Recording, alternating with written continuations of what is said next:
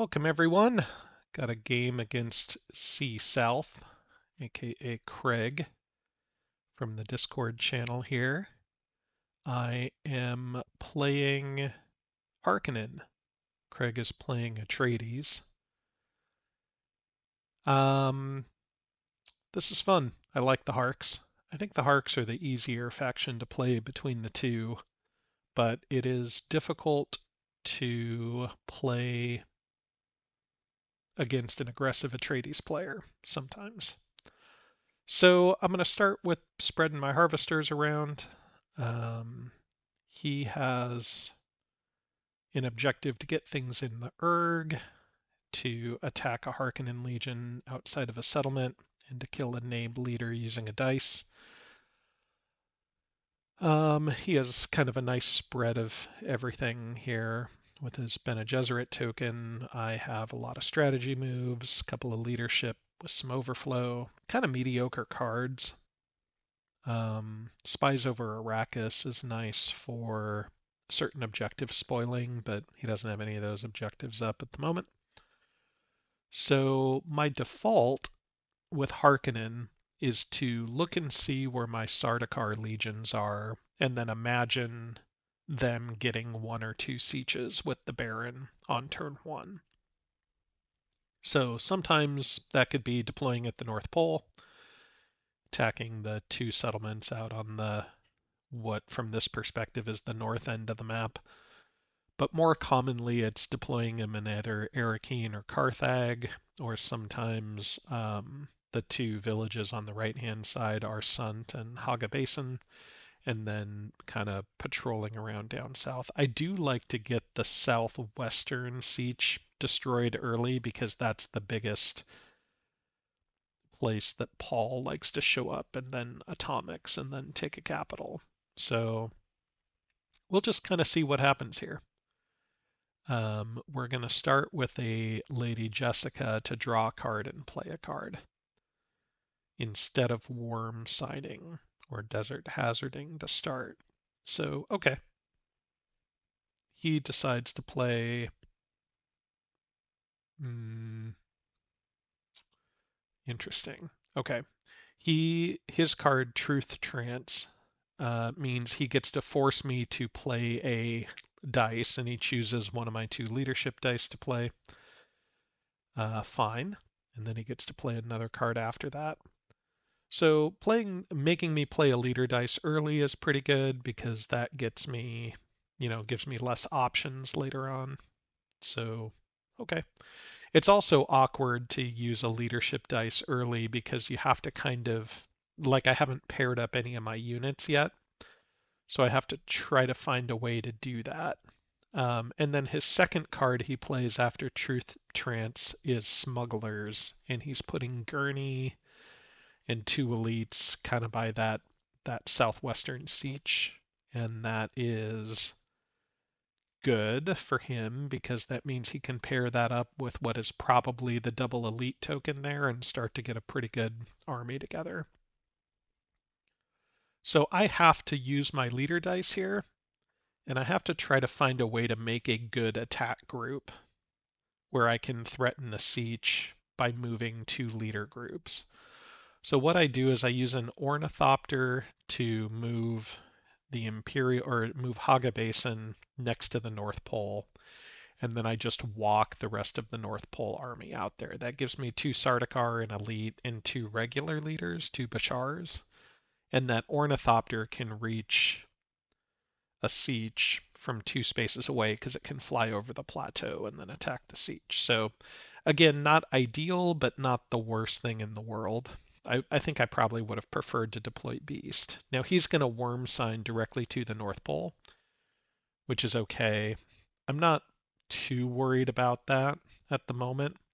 My choices here are basically to deploy or to attack, and I choose to use a surprise attack instead of deploy because I feel like he probably doesn't have his two elites there. He probably has two regulars or a regular and elite because I feel like his two elites are probably down by Gurney. So if he wants to attack North Pole, he could risk that. All right.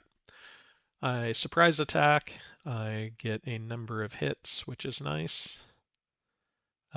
He does a damage to me, and I wipe him out with 1, 2, 3, 4 hits. Okay, so that gets me on the board with a 2 strength siege right off the bat. That will get me Thwiffer the quicker picker-upper right away. And you'll notice if you have a Mentat dice on your first roll, I like to try to save that until I get Thwiffer in so I can draw 3 cards potentially. Okay, let's see what he does here. He is using his deployment Bene Gesserit token. Now he's got a little bit of a difficult choice. Does he put his Bene Gesserit deploy? So he puts it down south by Gurney. So that to me tells me he's definitely planning on attacking. So I want to defer a little bit and have some options. So I'm going to use the 3 Mentat ability to draw 3 Harkonnen cards. Primarily because if he attacks, I need to be able to deploy. And Harkonnen cards are good at deployment. Plus, if I need to discard, it's nice to have the extra card. So while Carino are better for aggression, Harkonnen are better for defensive, and I feel like I'm about to be put on the defensive here. Okay, he's going to Worm Sign. Now, it's a little bit awkward with Gurney because Gurney's in a different spot. So it's going to take, like 2 of the 3 Stilgar moves to lump everything together. But he's pretty clearly going to where that eco station is. So whenever you see, and this is an important piece of Harkonnen strategy when defending against an aggressive Atreides, whenever you see a group like this starting to form, you need to do whatever you can to mess with it. So you'll see I have spotters, which will remove 3 Worm Sign. He is threatening the North Pole. He's also threatening to get his group together, but I don't want to play it yet because he still has 1 Desert Power action left. So I'm just going to do a double move. I'm going to put these guys within Ornithopter range of the other Siege. Now you'll see I don't have an Ornithopter out there, but I do have a house dice. And then I'm also going to group up an army in Imperial Basin to try to oppose the incoming Atreides player. Okay, his last Desert Power. This is perfect because he is finishing his Worm Sign train, and now I have spotters to remove his Desert Power. So I can break up both his attack to the North Pole and also his attack to the basin. So that's exactly what I wanted to happen. Now I can either use a house dice or a deploy, but I'm going to go ahead and use a house dice. That will hamper my ability to do leaders, but this is just too good. So I'll break the Worm Sign chain at the North Pole, and then I'll break 2 of the Worm Sign chains to Gurney, and that feels really good. And then I can also draw 2 planning cards. Now I have 1 Hawat Scheming. As you may have noticed, it was my first Harkonnen card. So I don't mind drawing Harkonnen cards here to get another Hawat card out, but unfortunately didn't draw anything useful. Okay, he plays a card with a dice, which we seem to be forgetting at the moment, but I think we fix that later. His card is Sand Tides, which moves an army 1 space if it's in the desert. So he's moving it 1 space away from striking distance, which is good. But more importantly, it lets him take a Desert Power action. So he can relink up either the North Pole or Gurney, and it looks like he's going to link up Gurney. Now, what I probably should have done is anticipated that card, and removed all 3 Worm Signs at Gurney's land, but I just didn't do it, so that's fine. I guess he could attack the North Pole there, and maybe that'd be okay, maybe not. But Now I know for sure he's going to land there. So what I need to do is I need to think about a counterattack. And I drew the demon ruler, which is deploy a leader, deploy beast and an elite into an area and then do a surprise attack. So I am giving away that I have that card right now because I'm only moving 5 instead of 6 into that area. But that's a very nuanced thing for people to realize. Anytime you see a full legion or a not full legion move out, you need to be thinking to yourself, like, why didn't he move that 6th unit there? So if I'm the Atreides player right now, or if this is a tournament game, I probably move all 6 out there to try to disguise that card coming out. But we're kind of friendly land here. So okay, so he's going to Stilgar. He's going to move Gurney up to the eco station, and also that Stilgar group up to the eco station, which is a big pile of nonsense. And while he does that, he then thinks for a while about another move he can make as well. But he later decides to not move any additional people and just use a regular two strategy move. Okay, so now I'm gonna use a strategy dice because depending on how this fight goes, I may need to deploy. But I'll go ahead and play the demon ruler to get an elite and beast, and then do an attack. This is a example of the best defense is a good offense. Now, I may not win this, but I will certainly do some damage, especially with there being a surprise attack. I only have one Sardaukar, but that's okay. And he reveals, and he's got 5 elites and a regular. So, or, yep, 5 elites and a regular. So his deploy token was a double elite. So no Fadakin, unfortunately, for him. I have one Sardaukar, and then we're just going to assess damage here. I take 2, he takes 5. So that's a good opening fight, and that's why surprise attacking is so good. Now, he has a couple of choices here. The way combat works, I have to decide if I'm going to continue, and then he has to decide if he wants to retreat or not. Yeah, so he takes a Nabe leader and 4 downgrades. Now, he has 3 cards that are relevant here for objectives, because if I retreat him into the where the worm sign is, he can then spend a dice to kill a leader. Oh no, he can't because his name's dead. But he could counterattack and score bloody swords. If I retreat him into the erg, he could, score the erg with a second move. But he decides he doesn't want a giant beast army there either, so he decides we're going to fight again. So we've got 5 hits to a lot of hits. All right, 1 Sardaukar, and we block a couple of hits, so 5 to 4. I take 5, he takes 4.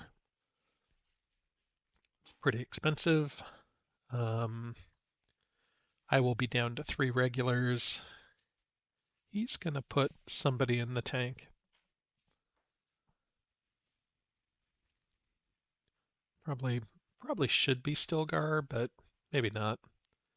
He puts Gurney in the tank. Putting Gurney in the tank makes me think maybe he's got I Am Stilgar as a card, possibly.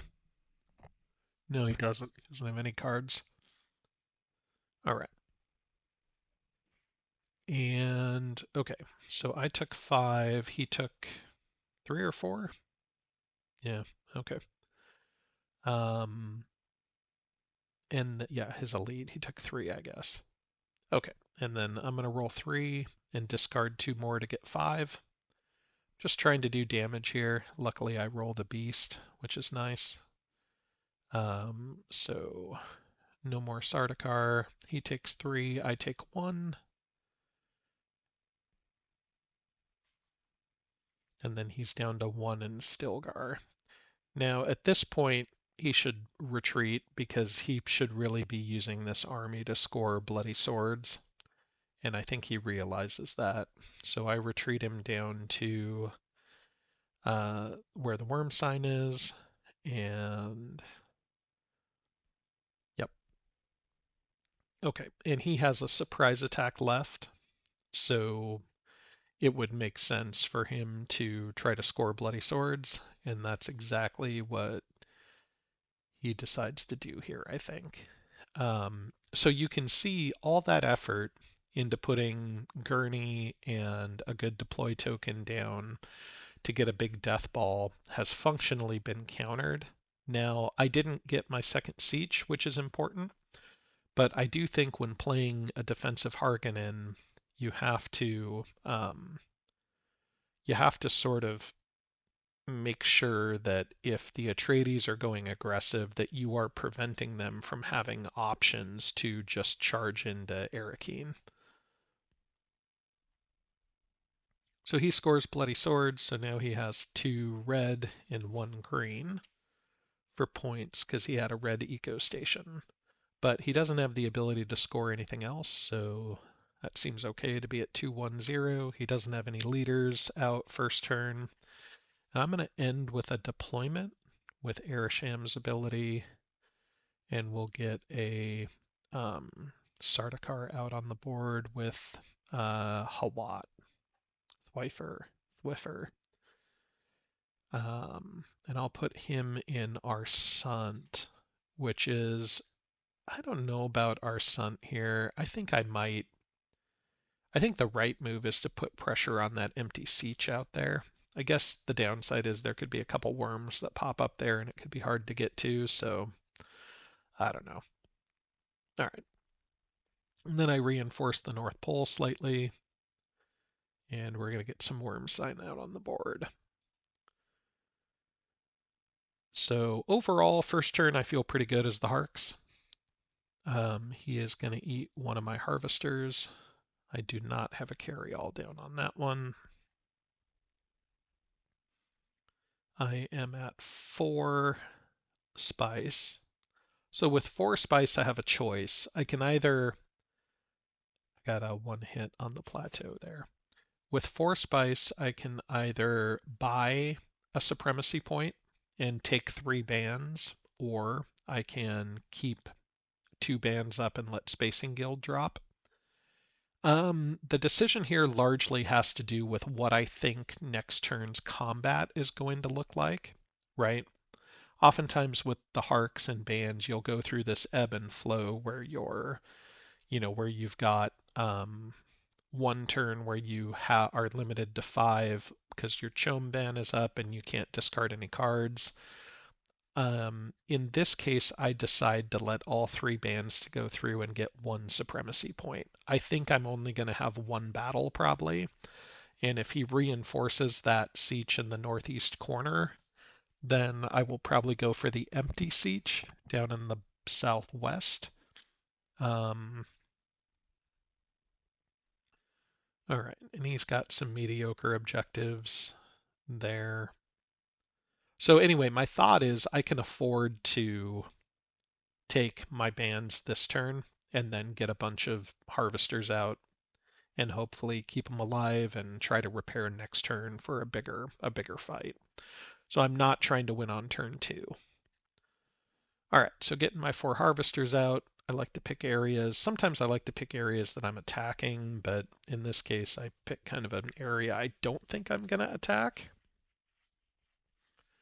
And sometimes I am of the opinion that, I like the idea of making them use desert power to eat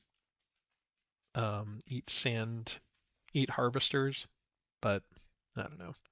I'm going to put an ornithopter up top. You'll see I have 6 people there right now. I actually should only have 5. I do correct that here in a little bit because of the Chom ban. All right, so I got a nice turn 1 spread maybe. This is not the roll you want to see for turn 2, but if you're going to have all your bands up, it's not bad 3 deployment, 2 house, a mentat, and 1 single strategy dice, no leadership. So I have 1 attack. So the very first thing the Atreides player needs to decide here is, am I going to defend the 1 siege that is in range with 1 attack? And I think if I'm the Atreides player, I do. I think I open with a deploy onto that siege. I think there's too many limited things the Harkonnen player can do, and if the Hark player removes his force from that area, he's not going very far because he only has 1 move. I think I probably deploy Paul there to try to, goad him into attacking. And then, yeah, here I am correcting for the Chom ban. If he does deploy there, I think what I have to do is I have to upgrade to elites, and now I've got 2 Sardaukar and 3 elites, which is a good fight. So maybe deploy is wrong, because maybe you end up having to deploy twice. Yeah, I don't know. That's kind of a tough one there. Hard to know without knowing what cards he has in his hand.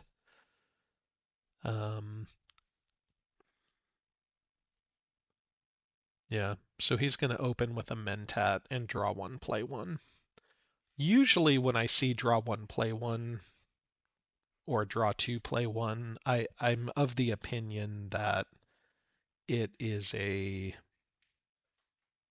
like a negative for, well, I mean, not a negative, just they're not totally sure what to do. And don't get me wrong, I do that a lot of times.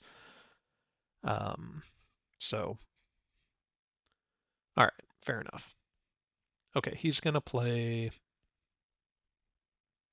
Juba Cloaks. So move a Legion and then play a card. Okay, so he's taking a different approach to this, and he's saying, "Look, I don't want to lose this Legion. I want to form another Atreides attack group, probably with these 2 units here. And if I don't want to defend this siege, I'm going to use my deploy for an attack." And then he plays the Similitudes card, which lets him remove prescience in order to add prescience, and he does it to bring Paul Muad'Dib into play. So to me, this says, look, he's going to go aggressive, and then he draws 1 of each with the Similitudes card. Okay, well, I'm not going to look a gift horse in the mouth, and I'm going to just go ahead and take my free attack and take the siege. I am surprised to see that it's a 3. Again, I probably defend that as Atreides, but, not sure. So that brings in Fade, and that'll give another Bene Gesserit token out. So I'm at 2 sieges and at 6 points because I bought a supremacy point. So now I'm only 2 or 3 sieges away from winning. It'll depend on whether or not I stumble onto a 1 or not. All right. What to do? As Atreides, now you know that the Hark player doesn't have any attack dice. So you can probably start, well, I don't know, we'll see. He's going to start grouping up his guys probably. So he's going to worm sign his 2 units together and then add another one out by the eco station. So maybe he groups his whole units up there as a possibility. That also makes me think maybe that siege is a 1 if he's not worried about defending it. I spend my mentat dice to draw 3 cards because I'm hoping to get Gaius out, because I feel like I could probably use that Bene Gesserit next turn. I don't have a whole lot to do with Thwyfer and Arsant right now because he's not attacking, so I don't care if I remove him off the board accidentally. And then now we're going to deploy, and deploying Stilgar in that group. Okay, so that's another forming Atreides Death Ball here. So one of the things, and he actually puts Paul out there instead, and then brings Stilgar back to the tank. Yep. So now, since there's another group forming, I need to think, okay, well, how am I going to counter that group here? Especially because I only have deployments and things. So I'm going to use cards because I'm currently at a risk of discarding. And I also want to, you know, try to get Hawat out there or Gaius. So I play Total Control of the Air, which lets me place 2 Ornithopters on the board and then move a Legion. And I'm going to try to break up the forming of this Legion to make it more awkward for him. So I'm going to land on this worm sign. Now that's risky because it's like a 20% chance it's a worm or whatever, but sometimes you just have to take chances. And also if he has to retreat me, it doesn't put me in a horrible spot. And it, you know, reveals the worm sign in most instances. And so now he's at a situation where he only has 2 dice left. So does he use 1 dice to group and 1 dice to attack that unit? Well, that doesn't feel particularly great. He has to kind of worry that maybe I'm planning on attacking that Legion there with Paul in there. So he is instead just going to do another deploy. So now he deploys Paul and Jessica, which lets him accomplish that objective if I don't wipe that siege out. But I also don't have a way of wiping that siege out. I was hoping I would have like a card that eliminates Jessica or Paul. I don't. Um, so what I'm gonna do is I'm gonna actually try to draw more planning cards. So I will play Workhorse of Arrakis to get a Harvester and a Carryall out on the board, and I did not remove a good Ornithopter to do that, so or I placed an Ornithopter in a bad place for that particular card, so instead of covering 2 Harvesters, I'm now only covering 1, but I get to draw 2 more cards, and I don't draw Hawat, but I do draw Explosive Artillery and the Arsant Legion, both of which are useful cards in this situation because I do have a group in Arsant, and I do have, you know, Explosive Artillery could be good too, to kind of work on that Legion where Paul's at. So now again, you know, what do you do as Atreides? I think you, I think, I think if it's me, I think I probably attack with that Paul and Jessica group. He eats my harvester with the sandworm. Okay, that leaves me 4 harvesters on the board still. That's okay. Um, I'm trying to figure out what to do with this Arsant Legion card. I do have Thwyfer in Arsant right now. I'm also was trying to get Hawat scheming out. So, you know, I'd like to get Fade and Arsant, I think, and then move that group around and threaten some sieges.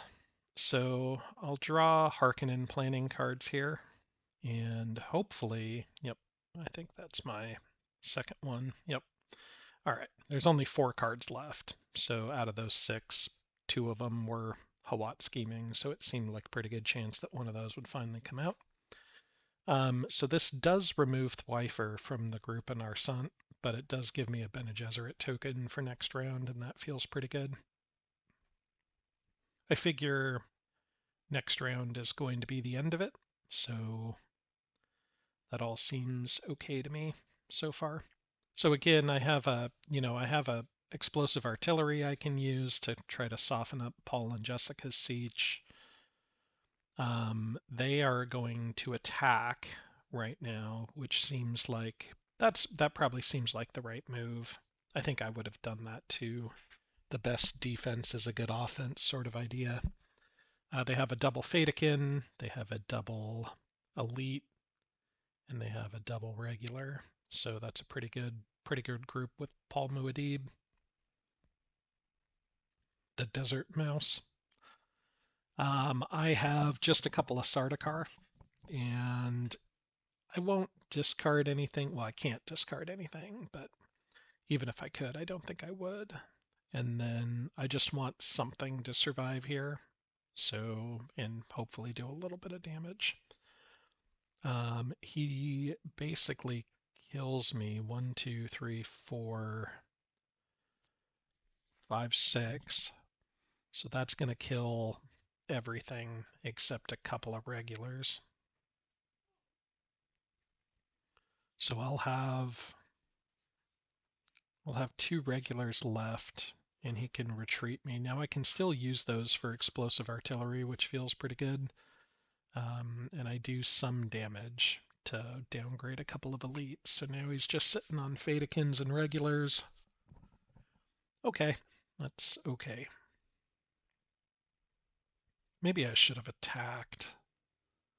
I like the idea of him using his dice like this. So, all right. So he's going to move his guys back. He's not going to move them in aggressive posture. He's going to keep them on the siege, which is probably right. And then at the moment, he can score both Paul and Jessica. He can also remove a deployment token up by the North Pole. Can't really punish him for that at all right now. So I think I just need to get my stuff back in order. So let's go ahead and deploy into Arsant with Fade. The only downside about doing that, and maybe I'm thinking about that right now, the only downside to doing that now is I can't get my, because the Chom ban is up, I can't get a full 6. But that's okay. I think I can move him out. We can get within striking distance of the siege next turn. I can get a nice pretty full legion there. And then I can do my final move to do explosive artillery with either Fade's group or probably those 2 little guys out in the desert. What I'm most nervous about is that he opens up with like a desert power and attacks that group. But he can do that from either location, so I'm just going to have to deal with it. And I do want a surprise attack instead of use Fade's ability. So, just hang out there. So now if you're Atreides here, you're definitely behind schedule, so you have to always be thinking about your win condition. Like what helps you win right now? And when you're behind, really the only thing that helps you win outside of just trying to score objectives is really to try to put as much pressure on as possible. He doesn't have anything to do it this turn right now, but if I were Craig, I'd probably be thinking about, maybe how can I prep for opening and attacking Fade's group and then continuing to pressure Arrakeen, with what units can I do that with? If you can keep the Harkonnen player on their back foot, there's not a lot that can be done. So as a Harkonnen player, I'm thinking to myself, okay, if that's going to be the Atreides' best move is to try to go aggressive, how can I stymie their progression now with my final dice? So he's going to worm sign to get some worms out. I think probably putting a worm in front of, the siege that's kind of under pressure might be a good idea, because if a worm pops up there next turn, they can just open with an attack without using Paul's ability. But he wants to kind of put some hedge up on that undefended siege now, which I get that too. So I'm going to do explosive artillery, move my units, and then do an attack on Paul and Jessica's siege. I like that because, he doesn't want to lose Paul or Jessica, and he's got Fadakin on there that he doesn't want to downgrade. So every hit is going to reduce his total number of units on there, which seems good. And I did, 3 hits? So I'll get rid of 3 regulars with that. That seems pretty efficient. And now all of a sudden that group is not a very good attack group anymore. So, that's it. So end of the round, we're going to try to get some of these harvesters saved. I have 4 on the board, 2 covered by carryalls, so that feels pretty good. We'll see what happens. 1, 2, 3, 4, 5 worms on the board. All right, it's pretty good odds. Yeah, I mean, sometimes that happens. So I'll save 2, and the other 2 will be dead. Okay. Yep. So saving 2 means I'm going to need to drop in bands because I have 1 saved, but I don't have quite enough to make that happen. The Atreides player is actually going to be 1 worm short, so they may choose not to drop it over the harvester that's going to get carryalled. I think when he realizes that's what's happening, he's going to want to move it out towards the North Pole, which is a little more useful for him. Okay, fair enough. So I'll have 4. The rest of my harvesters are going to get eaten. That's too bad. I also couldn't use my ornithopters last round because I had a scouting ban up. He storms and gets one of my guys. And now I am trying to figure out where I'm going to get my 4 points from. 2 of these sieges are level 1, so you have to assume I'll probably need to take 3 sieges.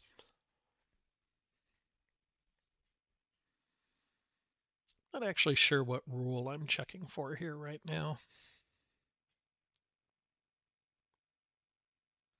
Maybe, oh yeah, I think I was checking to see if I could buy spice when I had 6, and the answer to that is no, you cannot. Okay, so gonna drop spacing, gonna drop, and then keep land and Chome in place so I can have a good attack round.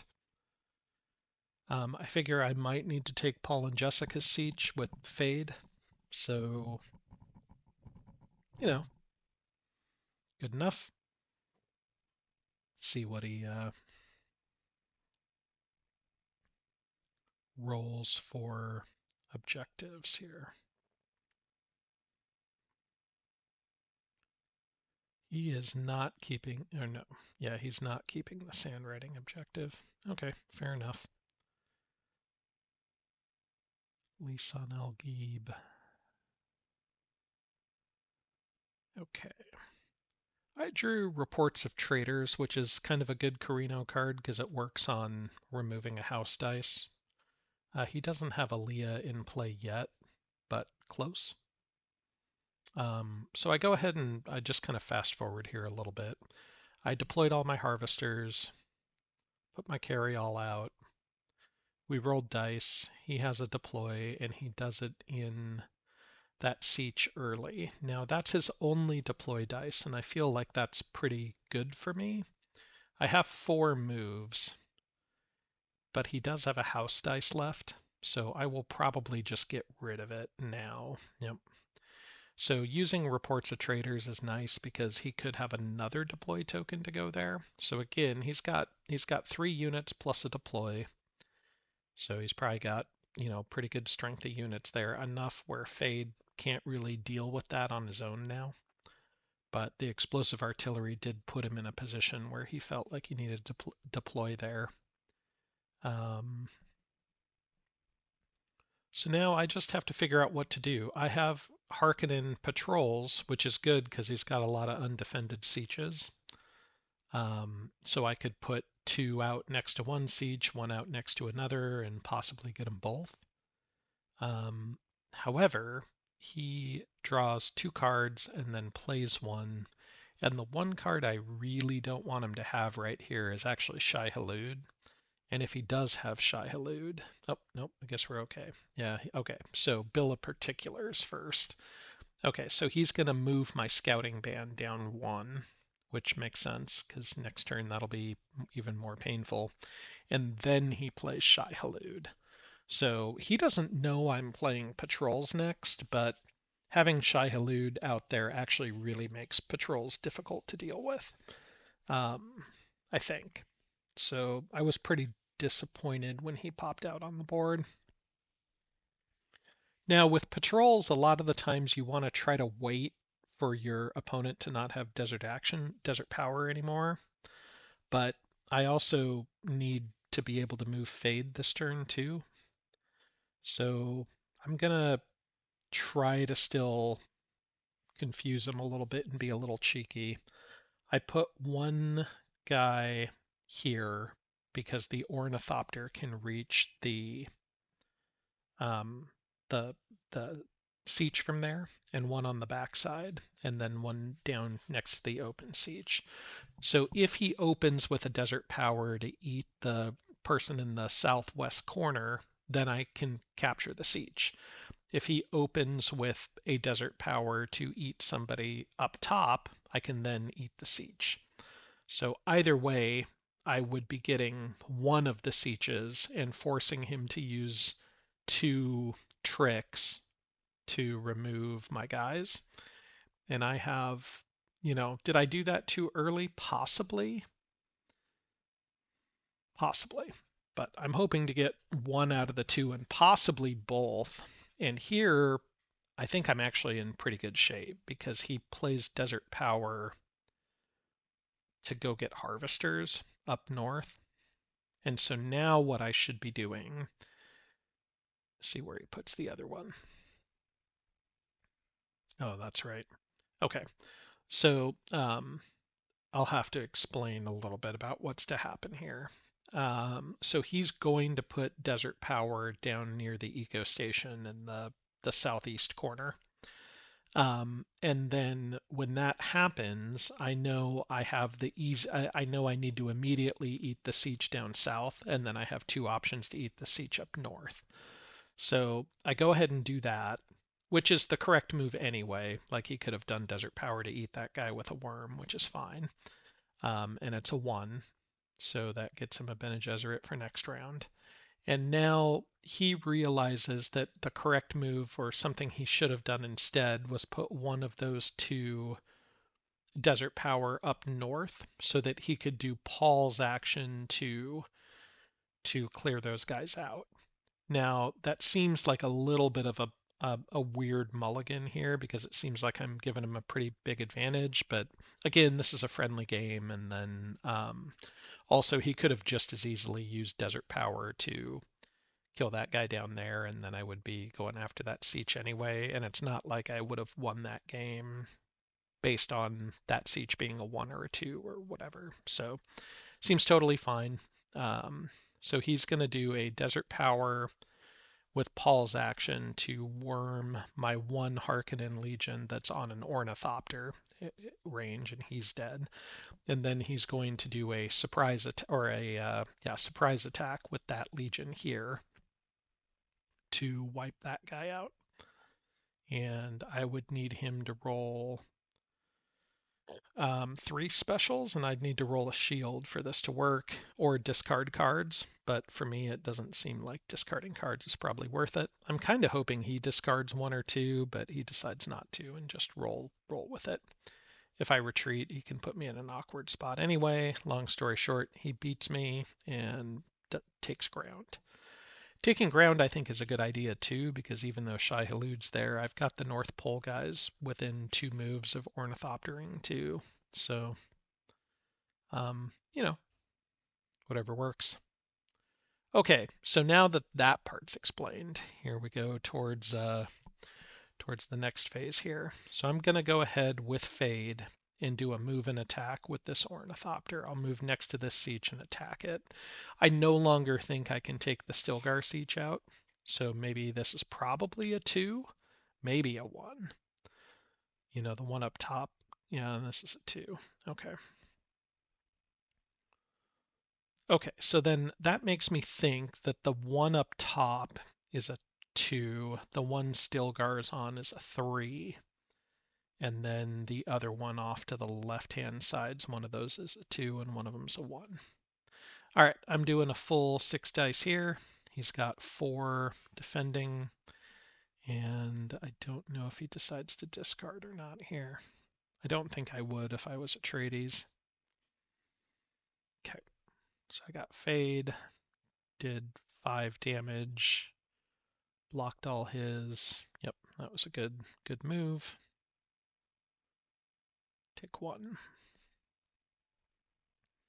And then this group is large enough to still be threatening to Stilgar so that he can't move out on his own. But yeah.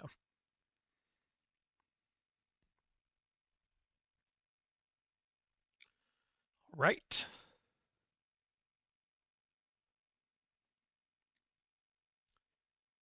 And now we've got more desert power coming in. He has for objectives, he has the mountain objective, the 2 deployment tokens on Paul and Sayadina, which isn't going to be easy to score with Fade's group down there. So, and I have some recruitment cards and some that recruit and move. So I'm going to do 1 on all areas and elites on the regular so that I can kind of add stuff to the North Pole. And I'm thinking maybe I move the North Pole guys out with 1 ornithopter. Um, and we just actually had a weird edit there. So he does some extra desert power moves, and I then move with an ornithopter out next to Shai Hulud. And I'm hoping that he tries to eat me with Shai Hulud, but his correct move is to just reinforce that spot with a leader. And now I have a choice on whether or not to try to end the game now and do an attack against 2 regulars, or I could hop over to the plateau and then be in striking range of 2 different plateaus next turn. But maybe the storm ruins me and he probably rolls a deploy or whatever else happens. So he's just going to eat harvesters and reinforce his siege, which I think is the right move. And then I don't have any good Carino attack cards. I don't have any Sardaukar there. It's just 5 regulars against 2 regulars and a Nabe leader. But I think it's worth trying to end the game here. I think in theory, probably a double move and getting Fade back onto the mountain and getting those guys onto a plateau is probably a more correct move. But this seems like it's worth it. So I'll discard and roll 6. Now I should roll 3 attacks, 2 shields, and a special. So I should cost 3 damage, and then he has only a 2 strength there. So he's going to discard 2 so that he's rolling 6. Okay. So I should do 3 damage, he should block 2, and then he should do 3 damage, or he should do 4 damage, and I should block 2. So it should be 1 damage to him and 2 damage to me, I think. So this is not in my favors. But I take 3, and he takes 2. So not quite what I needed. And now I have a choice of either attacking again and discarding cards, which seems like too much of a pie in the sky, especially because he has cards to discard as well. If I discard both, I would be rolling 3 to 3, and best case, that's probably mutual destruction because I haven't yet lost a guy to press. So, but retreating doesn't do me a whole lot of good either. So I'll just downgrade a guy to dead, downgrade to dead, and then roll 1 single dice. I need a sword, he needs 3 specials. Unlikely to happen. But you never know. Nope. Alright, I'm dead, he's not. Okay, that was not the best use of the North Pole. Good news is I have 4 harvesters out, 1 with a carryall, so I should get enough to keep the bands off so I can have 1 more round of attacks. So going into turn 4 now, and he cannot actually score any of these objectives, which is tough.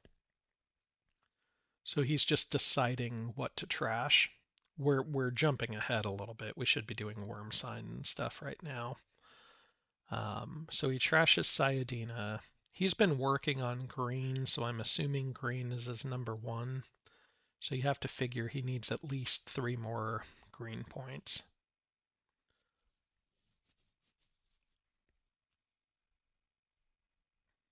All right, we got worm sign on all the boys and all 4 harvesters. After last round, I probably should get pretty lucky with harvesters here.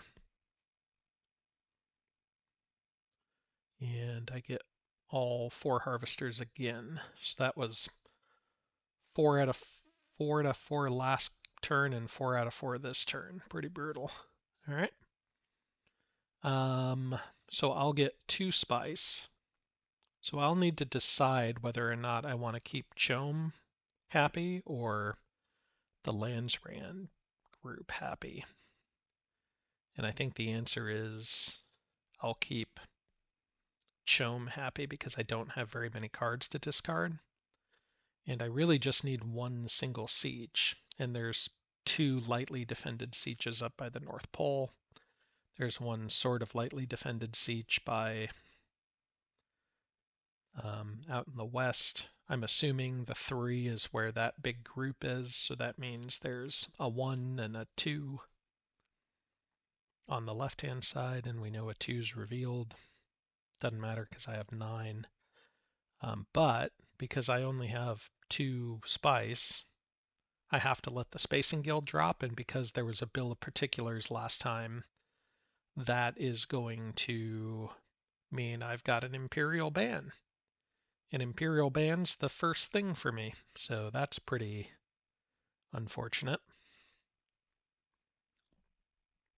I think what an Imperial ban is, and I don't actually know, this is the first time I've had one. I think what an Imperial ban is like they just stay unhappy with you and you don't get extra stuff at that point.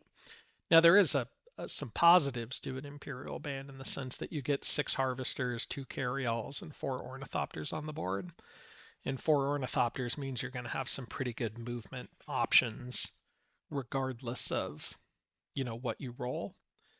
But with an Imperial ban out, I am going to be rolling only 4 dice, and I already used my Bene Gesserit token, so I will only have 4 dice to roll.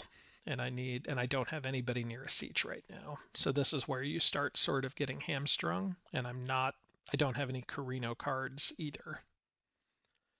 So there's the Imperial ban for you, ladies and gentlemen. Gross.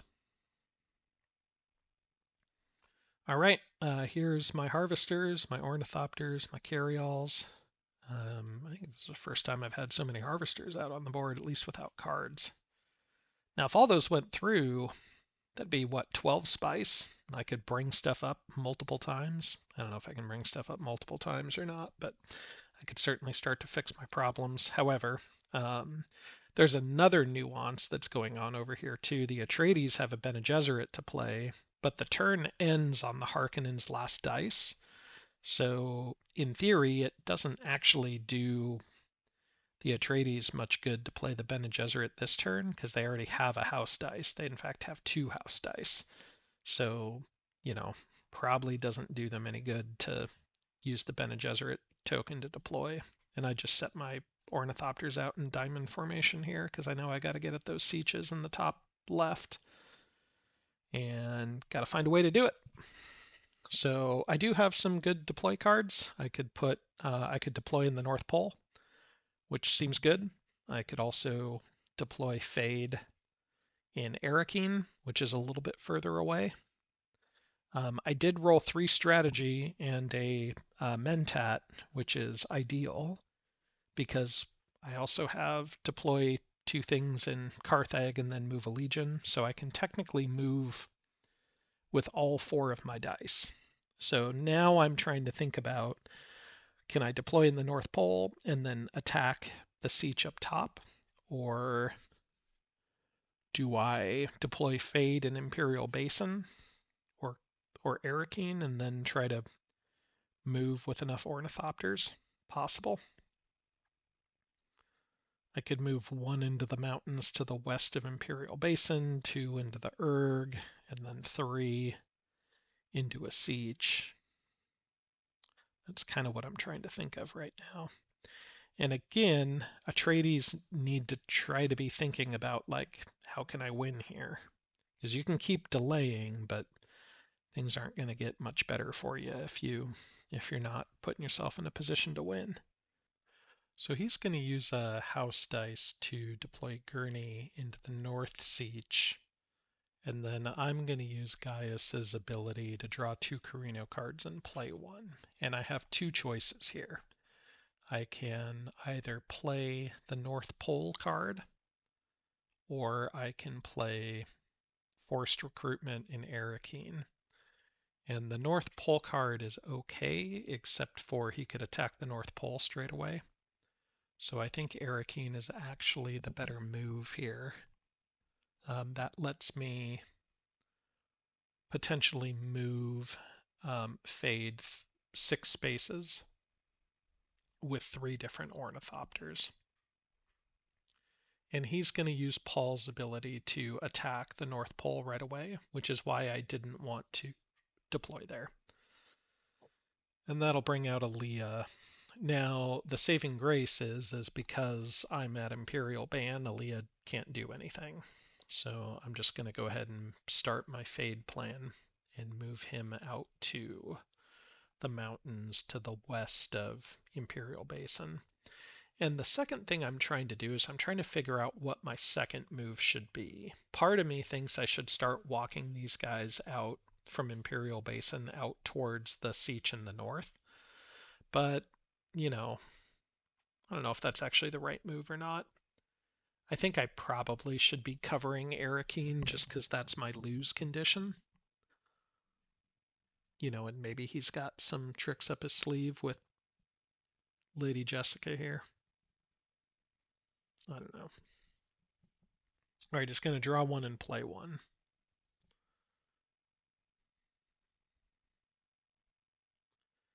And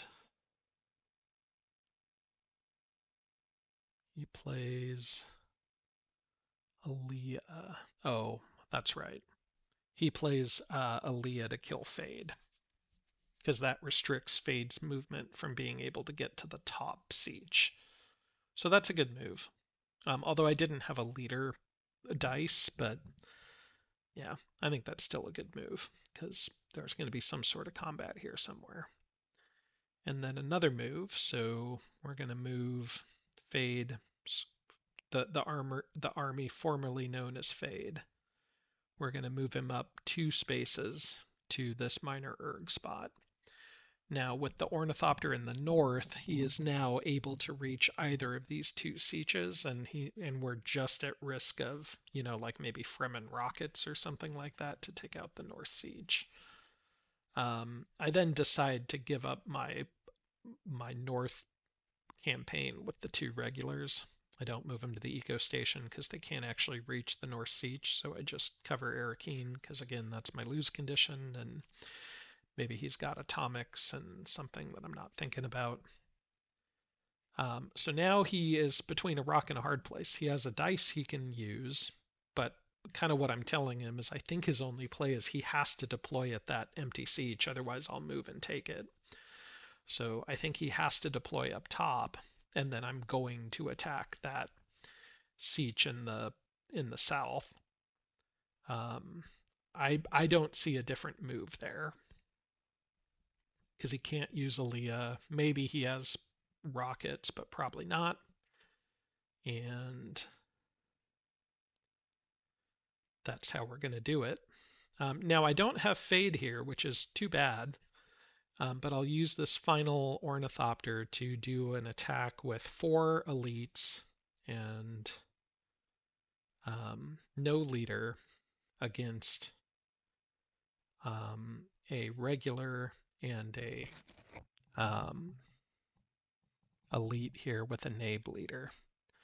So the other good news is that this is a 1 siege. So he's not getting extra siege dice for it, and I only need 1 to win. So I can't discard any cards, so he'd have to get incredibly lucky here to win. He's going to discard 3 cards because he's got a handful of them. Okay. And he's going to discard 3 cards. We'll roll 6 to 6. I roll 0 hits. All right. Again, the odds are I should do 1 to him. He should do like 2 to me. But instead, I block everything, do 0, and downgrade to press. That's actually not the worst thing in the world because he's discarding cards like crazy. So that's his last 3 cards. And I roll another ton of shields. So I do no damage to him. He does no damage to me. I have to downgrade again. Starting to feel a little bit nervous here, but he is out of cards. So now it'll be 6 to 3. So now we should start making some headway here. All shields again. I do no damage to him. He does no damage to me. I have to downgrade again. I don't know what the odds of this are, but who knows? All right, he rolled no shields, which is nice. So 3 damage. I roll 1 damage again. Holy cow. Okay, bad news bears. 1 damage to me. I cannot discard. Or I do 1 damage to him. Now he loses a Nabe. I think he should have downgraded an elite, but it doesn't matter here actually. Okay, I take 1 and he takes 5, and that puts everything out of its misery here. All right, so that works. That is the result of an Imperial ban and Aaliyah murdering Fade at the last minute. He had the green objective. I think we'll show it here in a minute. Maybe not. He had the green objective for 9 greens, and yep. And so, you know, we were maybe within Arrakeen of getting sort of close. I hope you enjoyed this video. I got a couple more coming. This is sort of a less aggressive Harkonnen strategy, I think. Talk to you guys soon.